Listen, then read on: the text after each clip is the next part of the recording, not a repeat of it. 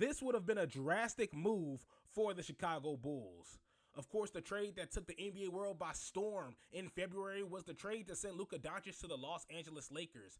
And although we don't know what any other team would have offered for Luka, it seems as though we got our answer for the Chicago Bulls. Hello, my name is Isaias Jackson Jr. Thank you guys so much for tuning into Bulls Digest. We got to get into all the news and notes and the new reports on the Chicago Bulls willing to give up anyone and everyone for Luka Doncic.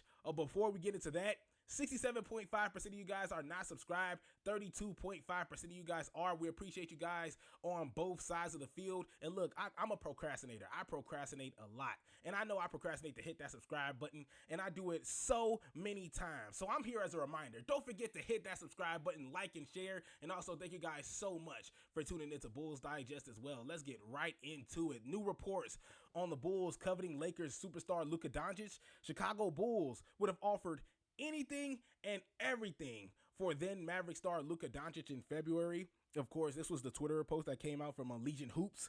The Bulls would have offered anyone and everyone on the roster for Luka Doncic, per Jay Cowley Hoops. A source told the Sun-Times that Carter Sovis and his front office would have offered anyone and everyone on the roster had they have been notified by Mavericks that Luka Doncic was available in February. And of course, the talk around town, the biggest note with that Luka Doncic trade was that Nico Harrison pretty much only talked to the Los Angeles Lakers. He didn't talk to any other team about Luka Doncic. He strictly went to the Los Angeles Lakers, got himself the big man that he wanted in Anthony Davis, and you see pretty much how it turned out for him there.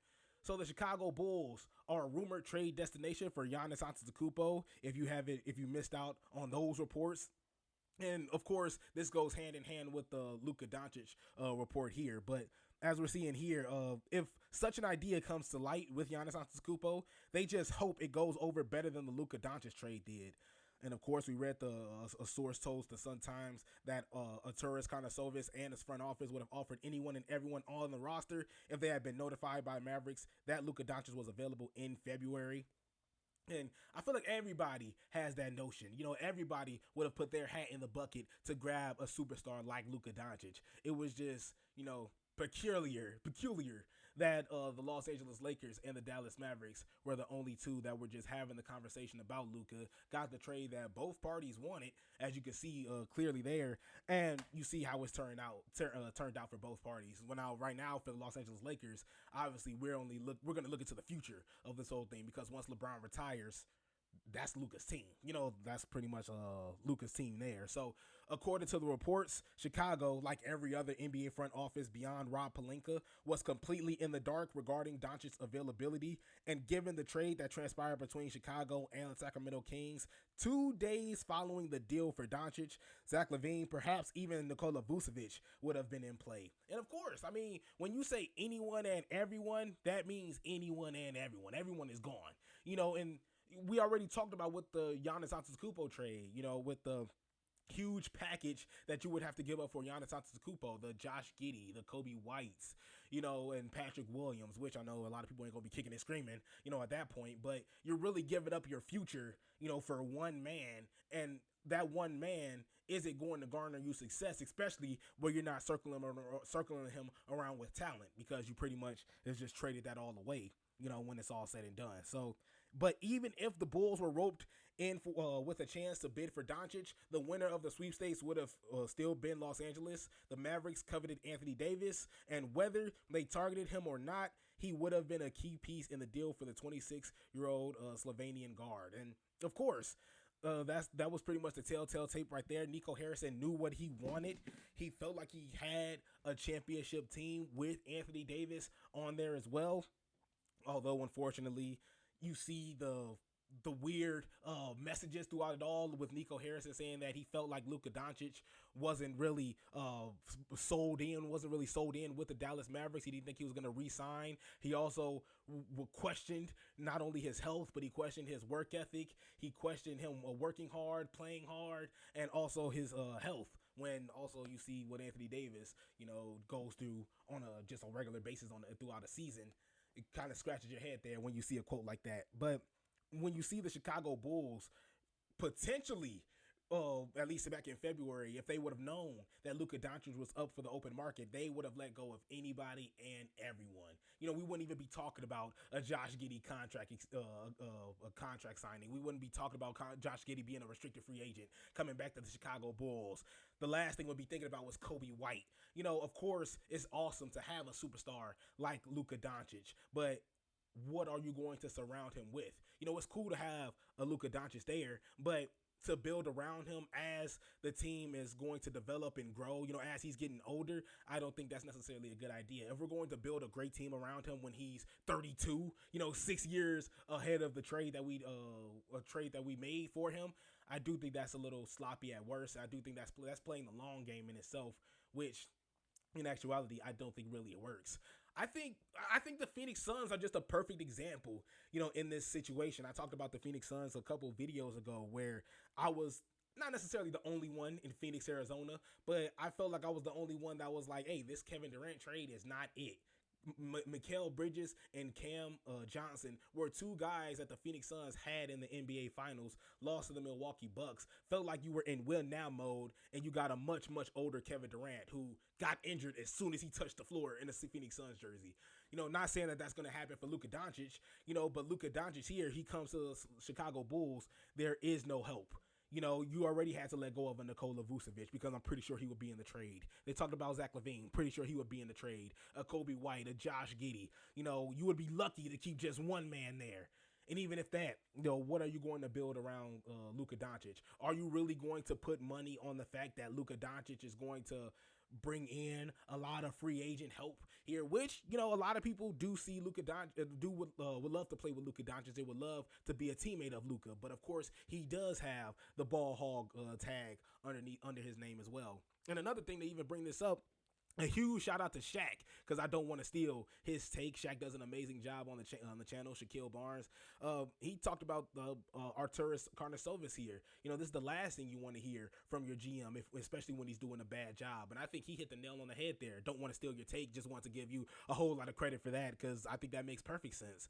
When your GM is pretty much on a seesaw here, he has, at least in the beginning, he had his good days, and then of course just teetered all the way down. Now it's just a matter of seeing if he can keep his Josh Giddey, Kobe White guard combo, and seeing if he could do a great job with that, and see how much of the roster he can retain, and seeing if he can do well with that. However, right now, hasn't really been doing the best job. Do you really want to hear your GM tell you that, yeah, all these guys are pretty much expendable?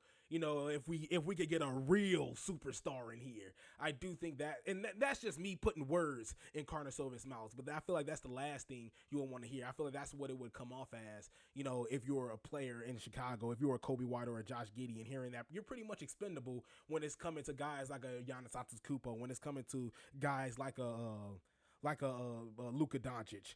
You're not going to be here for long. So Chicago, again, like every other NBA front office, covets now Lakers superstar Luka Doncic. It also covets Giannis Antetokounmpo. And while it be in the know this time around, if Milwaukee decided to move on from the Greek forward, it would have to win the sweepstakes outright. That's about as likely as it was for Luka Doncic to leave Dallas. So pretty much saying that it's very unlikely for Giannis Antetokounmpo to come through in a Chicago Bulls uniform, which I don't see at all.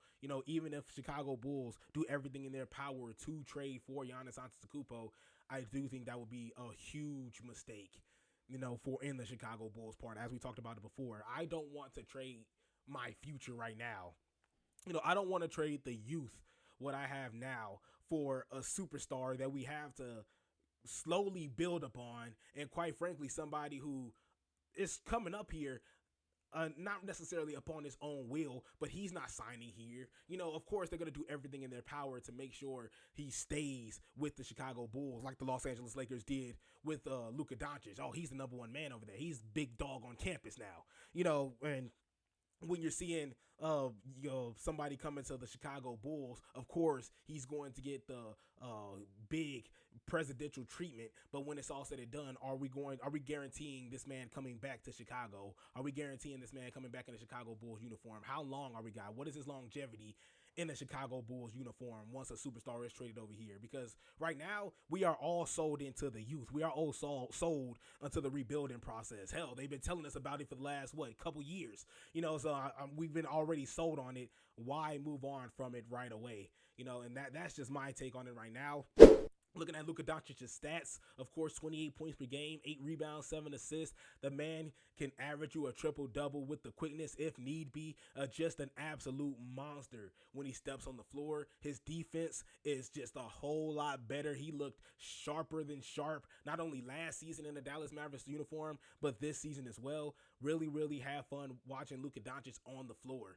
Would have had a whole lot more fun if he was in the Chicago Bulls uniform, I'm going to be honest with you. But I don't necessarily think the Chicago Bulls had enough to get Luka Doncic. I don't necessarily think they have enough to get Giannis Antetokounmpo. I think your best bet is to build what you have right now, get some high free agents and some veterans to come through and help out and make this team great. Of course, they're not going to be insanely competitive going into this Eastern Conference next season, but at least show us what we're building towards. This season was a great example. Now let's see what we can do this season. Do you think the Chicago Bulls had enough to get Luka Doncic, or do you think the Chicago Bulls are just better off without? Do you think they're better just keeping the youth, or hell, just scrap off the youth? We need a superstar here. Thank you guys so much for tuning in. I'll see you guys next time.